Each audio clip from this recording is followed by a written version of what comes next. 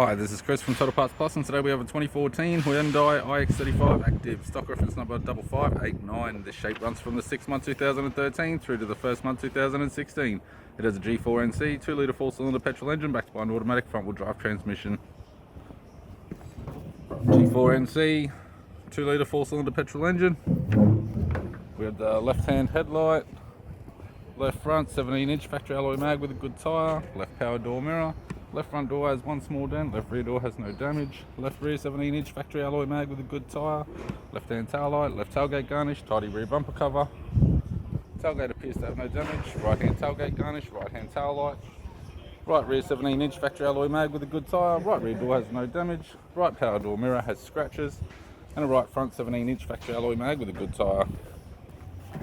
We have the driver's side door trim, power window master switch, power fold type. This vehicle is fitted with black cloth interior. It has an automatic center console, automatic gear shifter, heated controls, 2-button type, aftermarket Pioneer touchscreen CD player, interior mirror, courtesy lamp, sunglass holder type, left hand sun visor, right hand sun visor, and the instrument cluster.